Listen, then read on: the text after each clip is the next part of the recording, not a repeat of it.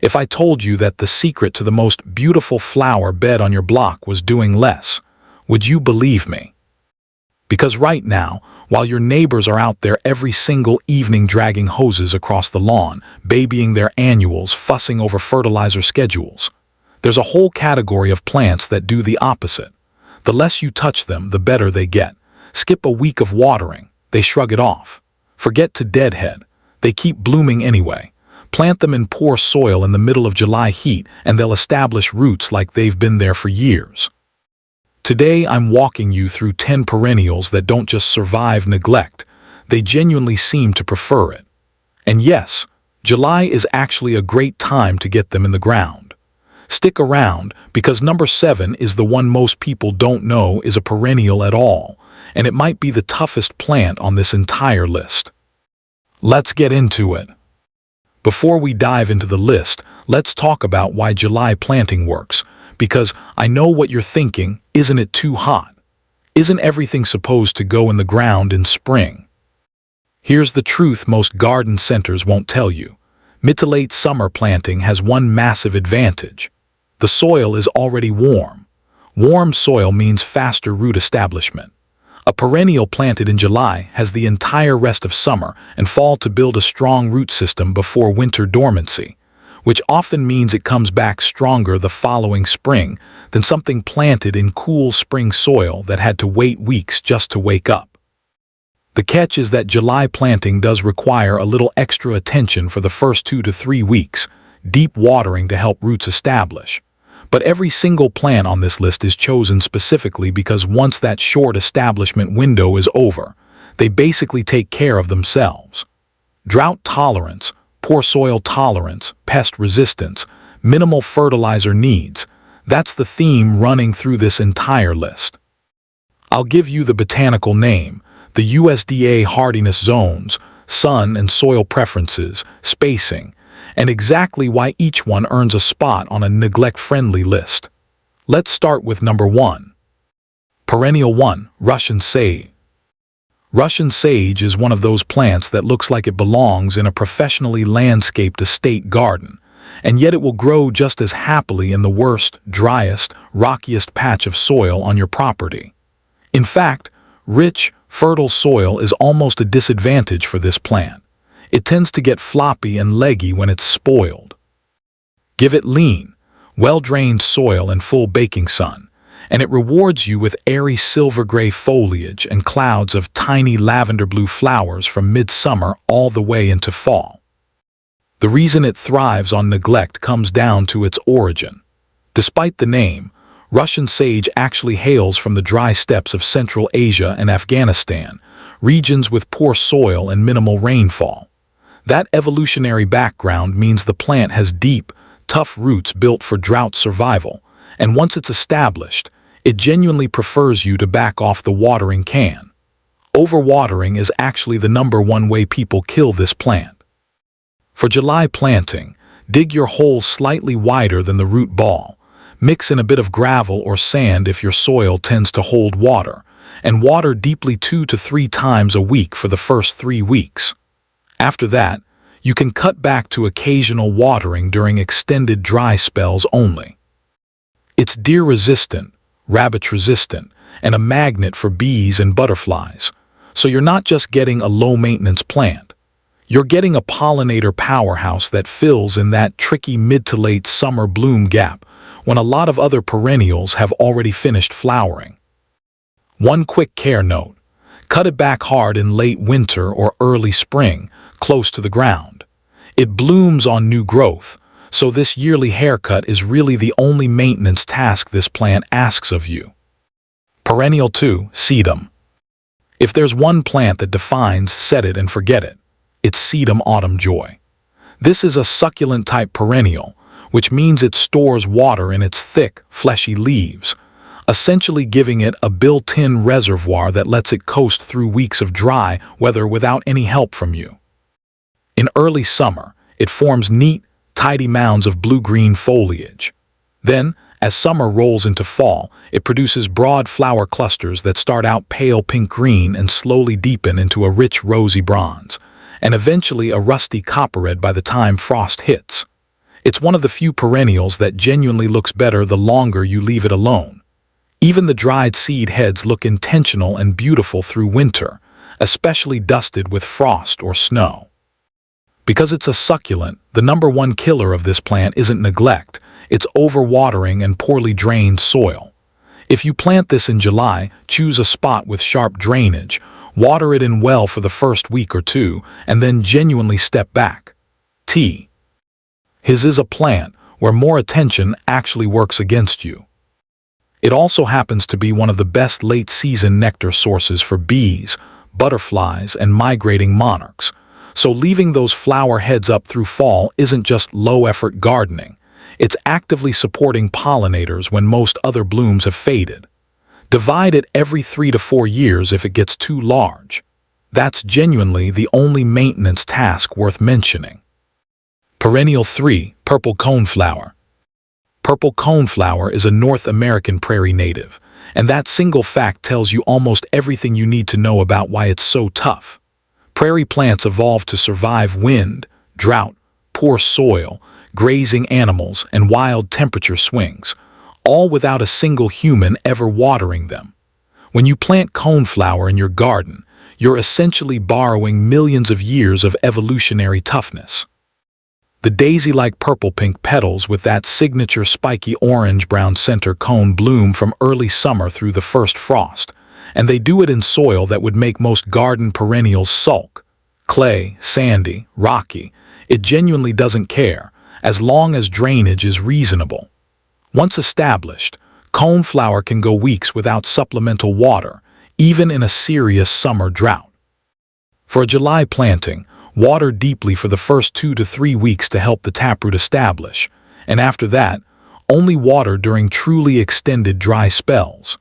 Resist the urge to fertilize heavily. Rich soil actually makes coneflower floppy and shortens its lifespan, while lean soil keeps it compact and long-lived. Here's a bonus tip that ties into the thrives on neglect theme perfectly. Don't deadhead the spent flowers in fall. Leave those seed heads standing through winter. Goldfinches absolutely love coneflower seeds, so by skipping a chore, you're turning your flower bed into a winter bird feeder. It doesn't get more low effort than a plant that rewards you for doing nothing.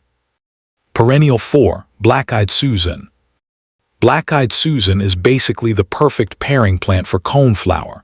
Same tough-as-nails prairie background, same golden yellow and brown color palette, same bloom time from midsummer into fall. If you're planting a bed and want something that looks intentional with almost zero design effort, plant these two together and you're done. What makes Black-Eyed Susan so neglect-proof is its sheer adaptability. It tolerates heat, humidity, drought, poor soil, and even a decent amount of foot traffic near the edges of a bed without complaint. Established plants rarely need supplemental watering except during severe drought, and they're not picky about soil pH or fertility. One thing worth mentioning for July planters specifically. This plant blooms so prolifically that it can actually reseed itself around your garden if you let the spent flowers go to seed, which means one initial planting can slowly spread into a larger drift over a few seasons without you buying or planting a single additional plant. If you don't want that spread, simply deadhead.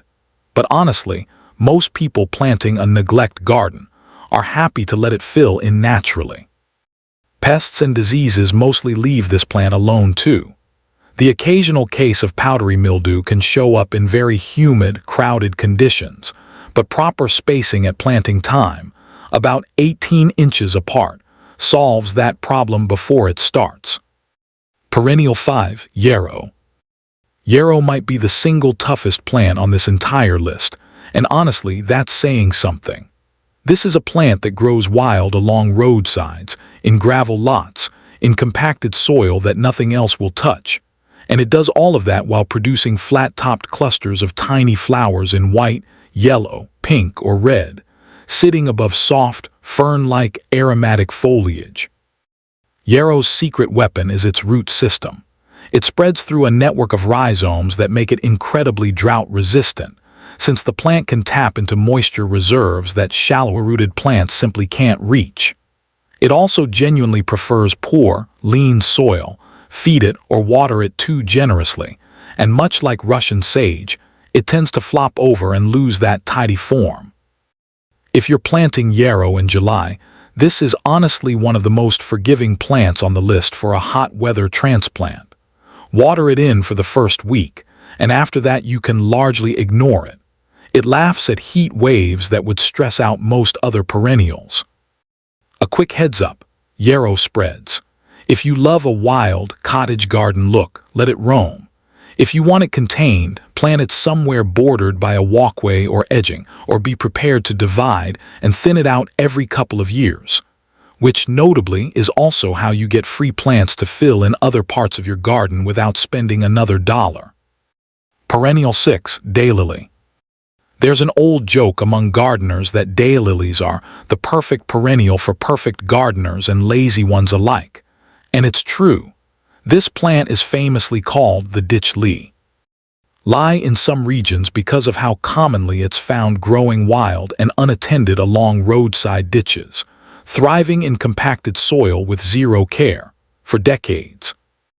Daylilies form thick clumps of arching, grass-like foliage topped with trumpet-shaped flowers that, individually, only last one day, hence the name.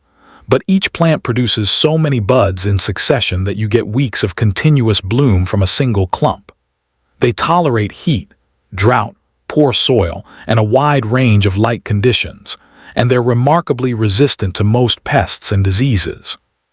For July planting, daylilies are about as forgiving as it gets.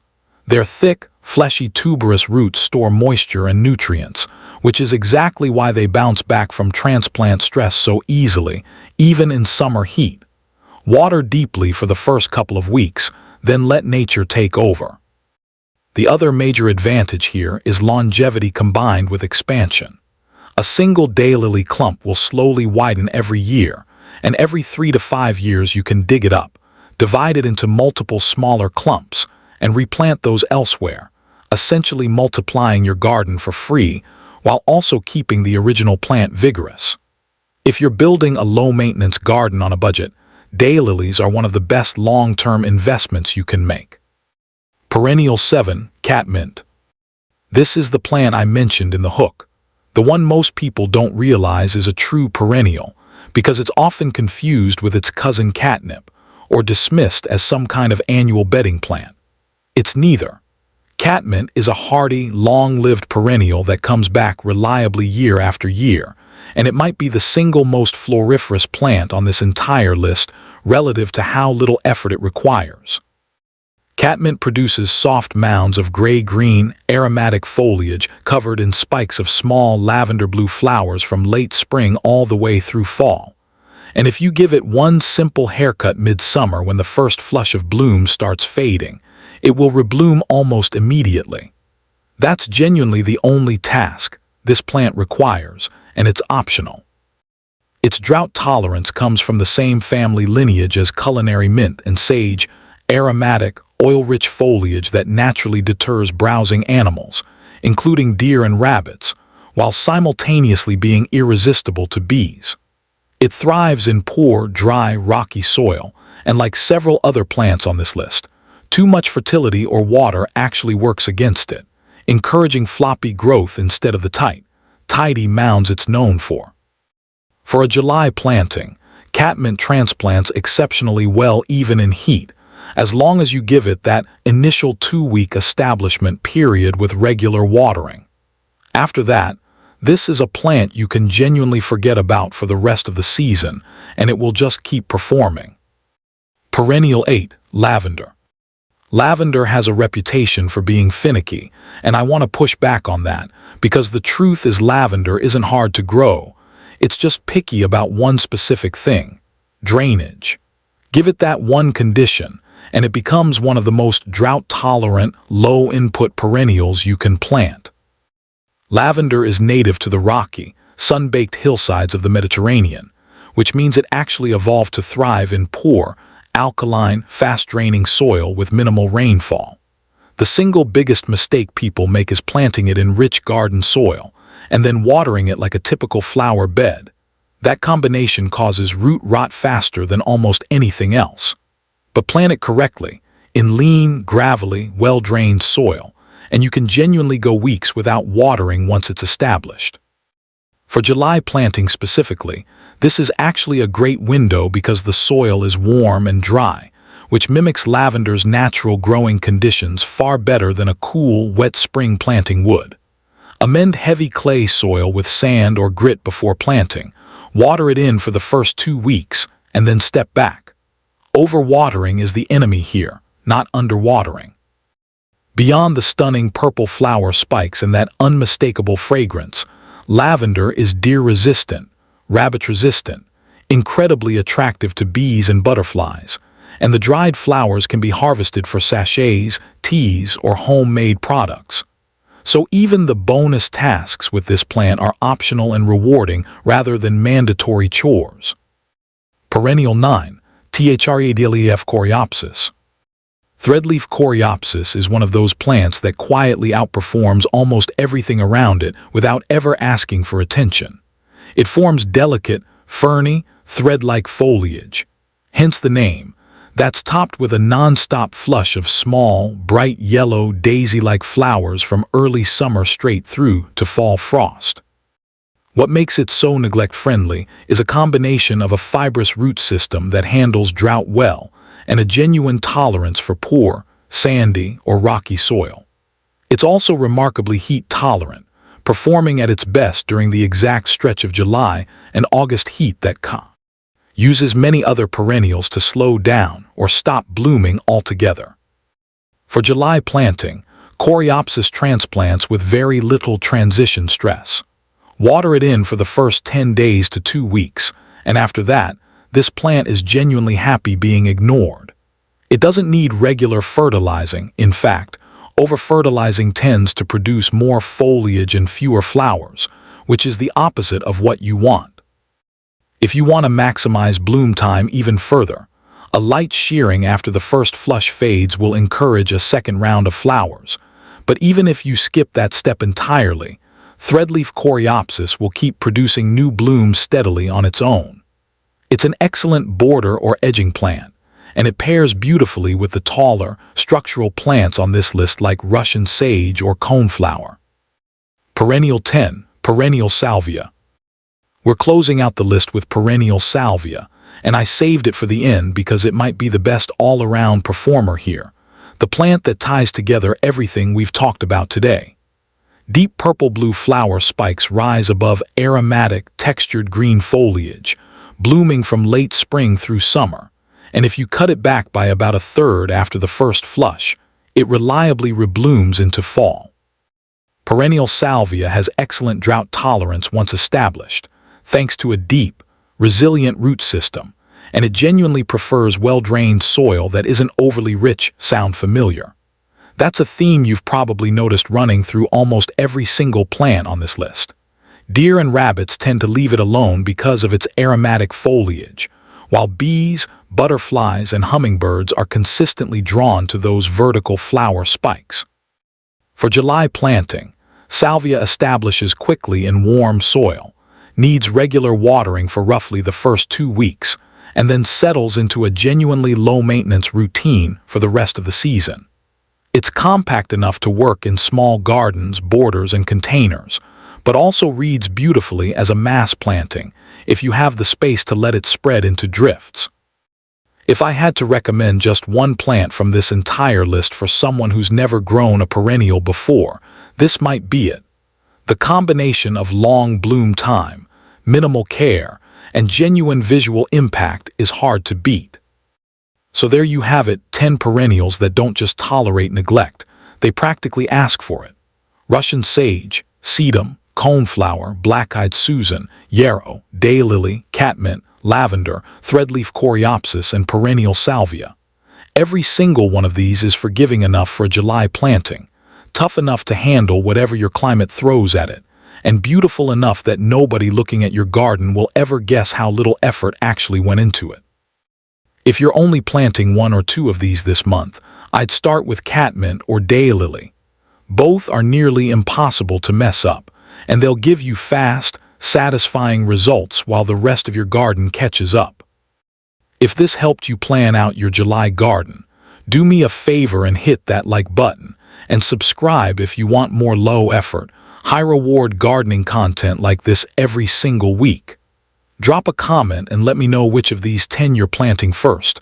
I read every single one. Thanks for watching, and I'll see you in the next video.